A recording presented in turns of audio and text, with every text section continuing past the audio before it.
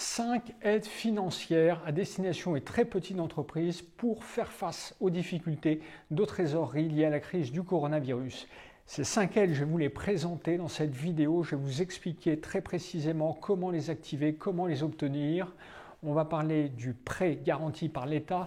Je vais vous expliquer comment obtenir l'aide de 1 500 € du fonds de garantie. Je vais vous expliquer ce que vous pouvez demander à l'URSSAF, ce que vous pouvez demander au fisc concernant la TVA et enfin comment activer le chômage partiel.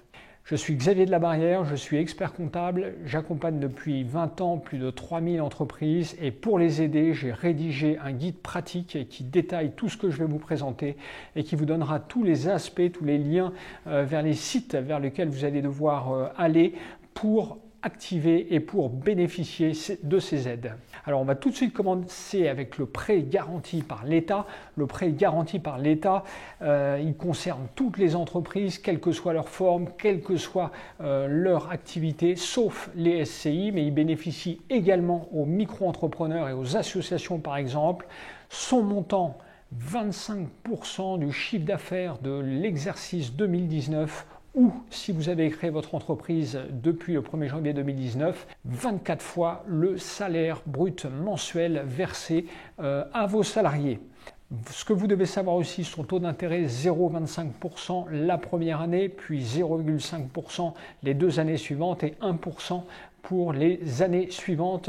Sachez qu'il a une durée qui peut aller jusqu'à 6 ans avec une franchise de remboursement. Vous ne payez rien la première année.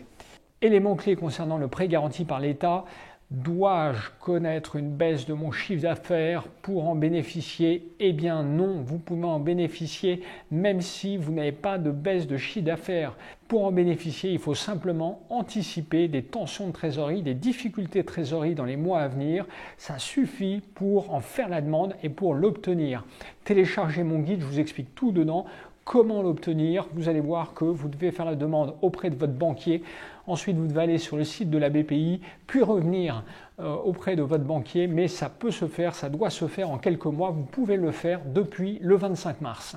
Alors concernant l'aide de 1 500 € du fonds de garantie, elle aussi, elle concerne toutes les entreprises, y compris les micro-entrepreneurs, les auto-entrepreneurs, tout type d'activité, toutes les activités sont concernées. La seule condition pour en bénéficier, eh bien là par contre, il faut connaître soit une baisse de son activité, de son chiffre d'affaires de 70% au mois de mars 2020 par rapport au mois de mars 2019 ou par rapport à la moyenne des chiffres d'affaires de l'année 2019 si vous avez créé votre entreprise depuis le mois de mars 2019.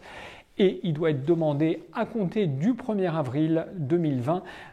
Il doit être demandé sur le site impôt.gouv.fr. Je vous explique très précisément où aller dans mon guide. Téléchargez-le. Est-ce qu'il va être renouvelé? Eh bien, probablement. Il n'y a pas encore eu de communication officielle sur ce point de la part du ministère des Finances, mais il faut s'attendre, si le confinement est prolongé au mois d'avril, à ce que cette aide mensuelle de 1 500 € soit prolongée au titre du mois d'avril et au titre du mois de mai, si ça continue. Le chômage partiel, alors le chômage partiel, ce que vous devez retenir, c'est que c'est une indemnité de 85% que l'employeur doit verser à ses salariés et que l'État s'est engagé à prendre en charge la totalité de cette indemnité jusqu'à 4,5 fois le SMIC pour les salaires qui s'élèvent à 4,5 fois le SMIC. L'État vous rembourse 100% de l'indemnité. Par contre, concernant les charges sociales, eh bien, on ne sait toujours pas quel va être le traitement. On sait qu'Emmanuel Macron avait dit que l'État prendrait à sa charge le coût du chômage partiel. Donc il faudra attendre vraisemblablement début avril pour savoir véritablement si on peut obtenir le remboursement, la prise en charge de ces charges sociales dans le cadre du chômage partiel. Alors sachez que techniquement le chômage partiel, vous devez le faire sur un site prévu à cet effet. Vous trouverez le lien dans le guide que vous pouvez télécharger. Sachez qu'il y a un embouteillage technique très important, donc vous allez faire votre demande, vous allez recevoir un mail mails, 2 mails, 3 mails, mais ça va prendre un certain temps parce que évidemment il y a un volume de demandes qui est considérable par rapport au volume existant avant la crise. Concernant l'URSSAF, alors si vous êtes indépendant, vous le savez, l'URSSAF normalement ne vous a pas prélevé au titre de vos cotisations du mois de mars. Ils ne doivent pas vraisemblablement non plus vous prélever au titre du mois d'avril. Ce que vous pouvez également demander, c'est un recalcul de vos cotisations si vous anticipez une baisse de votre rémunération en 2020 par rapport à 2019. C'est très simple, j'explique dans le guide ce que vous devez faire pour en bénéficier. Alors si vous êtes employeur auprès de l'URSSAF, là aussi vous pouvez demander un échelonnement des cotisations sociales patronales et exceptionnellement salariales. Donc faites-le, n'hésitez pas. C'est une façon de protéger votre trésorerie. Donc faites le nécessaire auprès de l'URSSAF pour retenir au maximum vos échéances et vos cotisations. N'oubliez pas de faire vos déclarations, bien évidemment. Le fait de faire la déclaration ne vous oblige pas pour autant à payer, mais dans tous les cas, faites les déclarations comme vous aviez l'habitude de le faire. Et enfin, la TVA. Alors la TVA, il y a un gros débat sur le fait de pouvoir ou de ne pas pouvoir faire une demande d'échelonnement de TVA. Ce que je peux vous dire, c'est qu'avant la crise du coronavirus, lorsqu'une entreprise connaissait des difficultés de trésorerie, elle pouvait faire une demande d'échelonnement du règlement de du montant de la TVA à payer. Elle doit faire sa déclaration en tous les cas, mais elle pouvait faire une demande d'échelonnement. Donc il n'y a pas de raison dans le cadre de la crise du coronavirus, si votre entreprise connaît des difficultés, que vous ne puissiez pas faire une demande d'échelonnement du paiement de votre TVA. Sachez que vous encourez une pénalité de 5% plus des intérêts de retard, mais si vous respectez votre échéancier, eh bien, vous pouvez bénéficier ce qu'on appelle d'une remise gracieuse de ces pénalités.